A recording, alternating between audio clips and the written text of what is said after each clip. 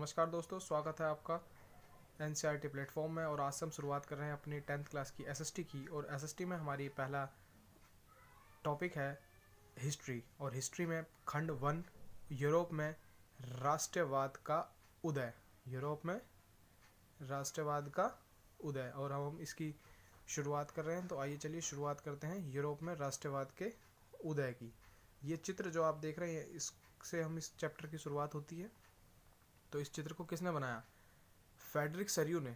विश्वव्यापी प्रजातांत्रिक और सामाजिक गणराज्यों का स्वप्न के राष्ट्रों के बीच की संधि 1848 में बना ये चित्र है। इसको फ्रेडरिक सरियू ने बनाया। और इस चित्र से वो एक क्रांति के बारे में बता रहे हैं। यूरोप में राष्ट्रवाद का जो उदय होता है, राष्ट्रवाद के उदय के बारे में बता रहे हैं कि वहाँ पे कैसे राष्ट्रवाद की क्रांति आई और वहाँ पे राष्ट्रवाद कैसे फैला। तो आइए शुरुआत करते हैं। 1848 में एक फ्रांसीसी कलाकार फ्रेडरिक सरियू ने 4 चित्रों की एक श्रृंखला बनाई। इनमें स्वप्नों का एक संसार रचा जो उनके शब्दों में क्या था, जनतांत्रिक और सामाजिक गणतंत्र से मिलकर बना था। इस श्रृंखला के चित्र 1 में यूरोप और अमेरिका के लोग हैं। यूरोप और अमेरिका के लोग क्यों? क्योंकि अमेरिका जब तक स्वतंत्र हो चुका था और यूरोप के कुछ जो राष्ट्र थे वो राष्ट्रतंत्र यानी कि जनतंत्र की तरफ जा चुके थे। कुछ देश जो थे यूरोप के, वो किसकी तरफ थे? जनतंत्र की तरफ थे, यानी कि राजतंत्र से वो उभर चुके थे। और सभी उम्र और सामाजिक वर्गों के स्त्री पुरुष एक लंबी कतार में स्वतंत्रता की प्रतिमा की वंदना करते हुए जा रहे हैं। स्वतंत्रता की प्रतिमा यानी कि इस चित्र में जो स्वतंत्रता की जो ये देवी दिखाई है, ये सब लोग जो है ये सब क्या कर रहे हैं? इनसे स्वतंत्रता की वंदना कर रहे हैं कि हमें स्वतंत्रता दीजिए। इसकी स्वतंत्रता की वंदना कर रहे हैं कि हमें स्वतंत्रता प्राप्ति के लिए। ठीक, आपको याद होगा फ्रांसीसी क्रांति के दौरान कलाकार स्वतंत्रता को महिला के रूप में प्रदान किया करते थे। किसके रूप में प्रदान किया करते थे भैया? महिला के रूप में। ठीक, महिला को ही रूप में हमेशा बनाया गया। और आपको याद होगा कि मशाल से आप पहचान सकते हो, क्योंकि उन्होंने अपने देश में स्वतंत्रता प्राप्ति के लिए जो महिलाओं को मूर्ति बनाया था, और उसके हाथ में, उनके हाथ में क्या रखी थी? मूर्ति के हाथ में मशाल। एक हाथ में मशाल थी और दूसरे मनुष्य के अधिकारों का घोषणा पत्र। और दूसरे हाथ में क्या था? मनुष्य के अधिकारों का घोषणा पत्र कि एक मनुष्य के क्या क्या अधिकार होने चाहिए एक जनतंत्र समाज में। क्योंकि राजतंत्र समाज में तो अधिकार कौन तय करता है? राजा तय करता है। लेकिन जनतंत्र समाज में कौन तय करेगा अधिकार? जनता के हिसाब से वो तय किए जाने चाहिए।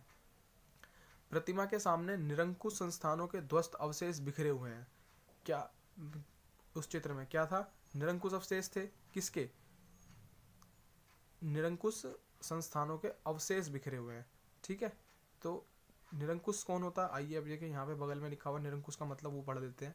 निरंकुश का समझ मैं समझाता हूँ आपको। निरंकुशवाद क्या होता है?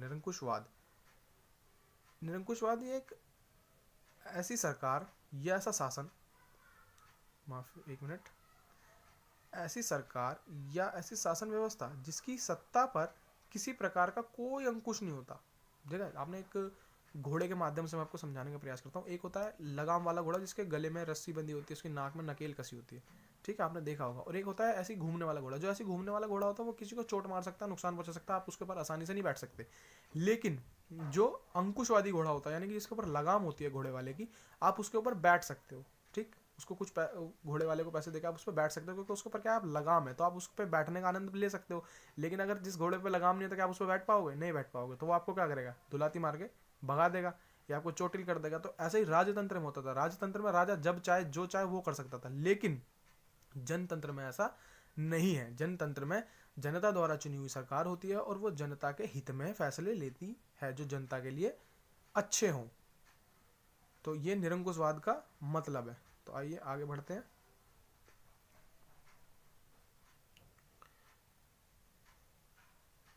दूसरे मनुष्य के अधिकारों का घोषणा पत्र, यहाँ तक हमने पढ़ लिया था। प्रतिमा के सामने जमीन पर निरंकुश संस्थानों के ध्वस्त अवशेष बिखरे हुए हैं। मैं आशा करता हूँ आपको निरंकुशवाद का मतलब समझ में आ गया होगा।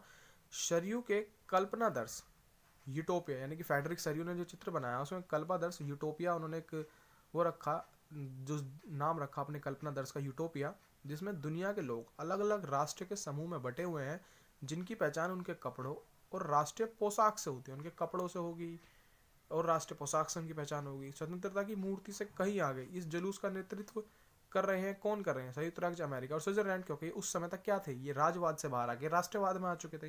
यानी कि यहाँ पे कौन सी सरकारें थी? जनतांत्रिक सरकारें थी, जैसा कि इसने आगे लिख भी दिया, जो अब तक राष्ट्र बन चुके थे। फ्रांस जो क्रांतिकारी तिरंगे से पहचाना जा सकता है, वो प्रतिमा के पास आ गया। यानी कि आपने 9th क्लास में क्या पढ़ा था? फ्रांसीसी क्रांति। और वहाँ पे यानी कि जब तक अभी अभी पहुंचा, यानी कि जब तक वो भी क्या हुआ, राजवाद को छोड़ के राष्ट्रवाद पे आ गया। उसके पीछे कौन? जर्मनी, जिसका झंडा कैसा है? काला, लाल और सुनहरा। यह दिलचस्प है कि जिस समय सरयू ने यह छवि निर्मित की, वो उस समय जर्मन के लोग एक संयुक्त राष्ट्र का हिस्सा नहीं थे। यानी कि जर्मनी के जो लोग थे वो कोई राष्ट्र नहीं था उनका, वो राजवाद में ही थे अभी भी। लेकिन उनके अंदर एक इच्छा थी, एक इच्छा जागृत हुई कि नहीं भाई, हम भी अपनी, जैसे कि उसने आगे लिख भी दिया कि जर्मन भाषी रियासतों को एक प्रजातांत्रिक संविधान के अंतर्गत राष्ट्र राज्य में गठित करने की उनके अंदर एक चाह थी। जो मैंने कि जिस इच्छा की मैंने बात करी थी पहले, वही एक उनके अंदर इच्छा थी कि वो एक प्रजातांत्रिक संविधान के अंतर्गत राष्ट्र राज्य की अपने देश को गठित करेंगे। और जर्मन के लोगों के बाद कौन कौन आते हैं इसमें? ऑस्ट्रिया, दो सिसिलियो, यानी कि ये दो सिसिलियो की राजशाही, लैम्बार्डी, पोलैंड, इंग्लैंड, आयरलैंड, हंगरी और रूस के लोग। यानी कि एक के बाद एक, पीछे पीछे धीरे धीरे सबके लोग क्या, वो राजवाद को छोड़ के किस में आने लगे? राष्ट्रवाद में आने लगे। और ऊपर से ईसा मसीह, संत, फरिश्ते इस दृश्य पर अपनी नजर जमाए हुए हैं। चित्रकार ने इनका इस्तेमाल क्यों किया?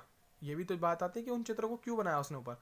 तो उनका इस्तेमाल दुनिया में राष्ट्रों के बीच भाईचारे के प्रतीक के रूप में उसने किया। यानी कि उसने सभी धर्मों के जो संत, ईसा मसीह और संत, फरिश्ते ये सब दिखाई। सब क्यों दिखाए? क्योंकि उसने वो चाहता था कि समाज में एक भाईचारा बना रहे।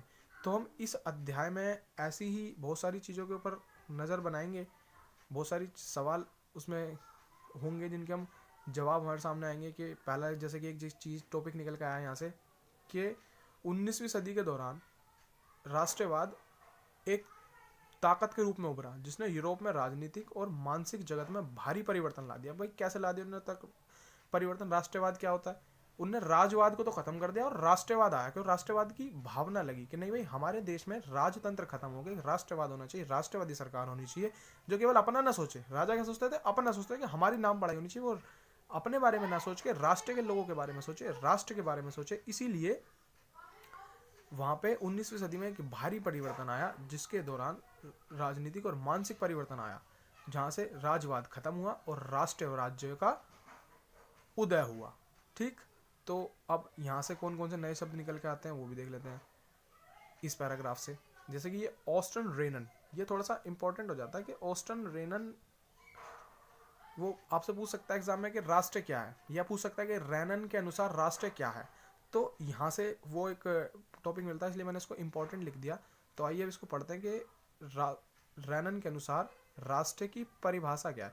ये एक फ्रांसीसी दार्शनिक थे। कौन? ऑस्टन रेनन। 1882 में सोबनन यूनिवर्सिटी, यानी कि सोबनन विश्वविद्यालय में एक व्याख्यान में राष्ट्र को अपनी समझ को प्रस्तुत किया। बाद में यह विख्यात एक प्रसिद्ध निबंध के रूप में छपा, जिसका शीर्षक क्या था? राष्ट्र क्या है? क्विस्टस क्यून नेशन, यानी कि राष्ट्र क्या है। इस निबंध में रेनन ने अन्य लोगों द्वारा प्रस्तावित इस विचार की आलोचना करते हैं कि राष्ट्र समान भाषा, नस्ल, धर्म या क्षेत्र से बनता है। यानी कि उस समय लोगों ने क्या परिभाषा दी कि भाई अगर एक धर्म को मानने वाले लोग एक जगह पर रहते हैं तो उस धर्म के मानने वाले लोगों का राष्ट्र वो मान लिया जाए, या एक व्यक्तिगत विचारधारा वाले लोग वहां रहते हैं तो उसको एक राष्ट्र मान लिया जाए। लेकिन रेनन ने कहा नहीं, ये राष्ट्र की परिभाषा क्या है? गलत है। अब ये क्यों गलत है, इसके पीछे उन्होंने क्या तर्क दिए उसको भी जान लेते हैं। उसके पीछे उन्होंने ये तर्क दिए कि राष्ट्र लंबे प्रयासों, त्याग और निष्ठा का चरम बिंदु होता है। यानी कि आपने जो प्रयास किया राष्ट्र बनाने में, उनमें जो त्याग दिया, जो निष्ठा थी, वो उसका चरम बिंदु है जब आपका राष्ट्र बन गया। ठीक है। शौर्य वीरता से युक्त अतीत, एक राष्ट्र का शौर्य और वीरता से युक्त अतीत होता है।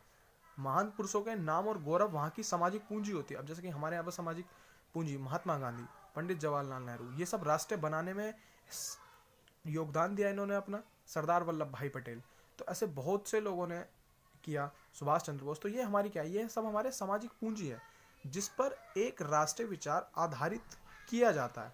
अतीत में समान गौरव होना, यानी कि एक समान गौरव होना, जैसे इतिहास में हमारा भारत का इतिहास काफ़ी गौरवशाली रहा है। वर्तमान में समान इच्छा होना, एक विकास की इच्छा होना, साथ मिलकर महान काम करना और आगे ऐसे काम करने की और महान काम करने की इच्छा रखना, एक जन समूह होने की ये सब जरूरी शर्तें हैं। ये सब कैसी शर्तें हैं भैया? जरूरी शर्तें। अगर ये सब शर्तें नहीं है तो वो राष्ट्र नहीं है, तो वो एक जन समूह की वो जन समूह नहीं रहेगा, वो एक राष्ट्र नहीं बन पाएगा। ठीक है, वो तो ये सब क्या है, एक राष्ट्र की मान सकते हैं आप एक जरूरी शर्तें हैं। तो अतः राष्ट्र एक बड़ी और व्यापक एकता, राष्ट्र में क्या होती है, एक बड़ी व्यापक एकता। अगर एकता नहीं होगी तो वो राष्ट्र कहलाएगा? नहीं कहला पाएगा, वो छोटे छोटे टुकड़ों में टूट जाएगा। जैसे हमारे भारत में एकता, तो हम क्या है, अब एक है। अगर हमारी एकता खत्म हो जाएगी तो क्या होगा, हम अलग अलग हो सकते हैं। तो इसलिए एकता होना बहुत जरूरी है। राष्ट्र की सबसे बड़ी ताकत क्या होती है, उसकी एकता, उसका अस्तित्व रोज होने वाले जनमत संग्रह है। और एकता से क्या होता है, जनमत संग्रह, कि भाई कौन राजा बनेगा, कौन नहीं बनेगा, कौन सा बिल पास होना चाहिए, कौन सा कानून बनना चाहिए, क्या जनता के लिए अच्छा है। तो ये रोज वहां पे होने वाले जनमत संग्रह से है। और प्रांत उसके क्या है, निवासी हैं। अगर सलाह लिए जाने का अधिकार है, अगर किसी से सलाह लिया जाने का किसी का अधिकार है, तो वहाँ के निवासी हैं।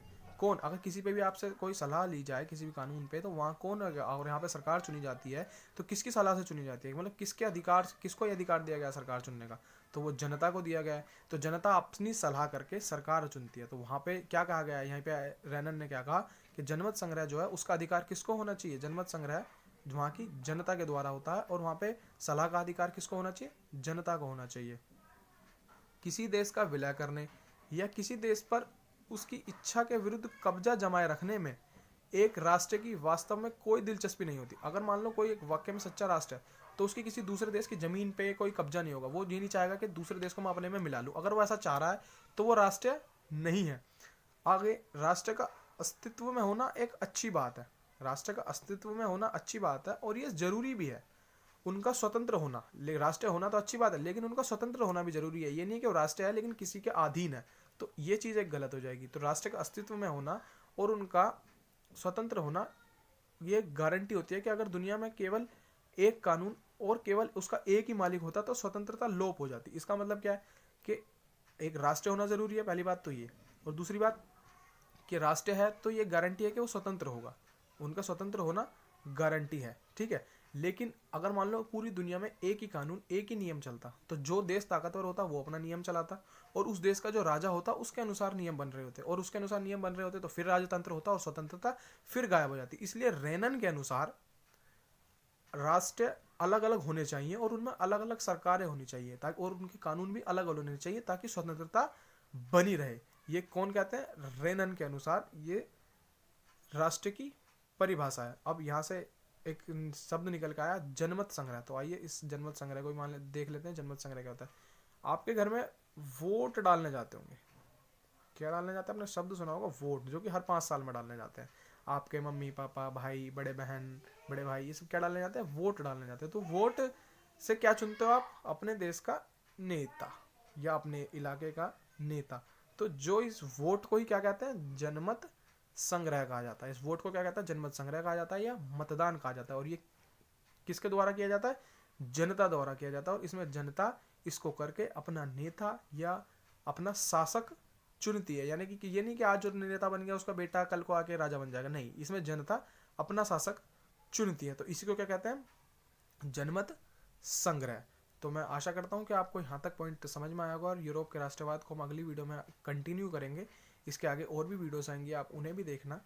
और इसके लिए आप इस वीडियो को लाइक करें और चैनल को सब्सक्राइब करें ताकि आपको आने वाली वीडियो मिलती रहे। धन्यवाद।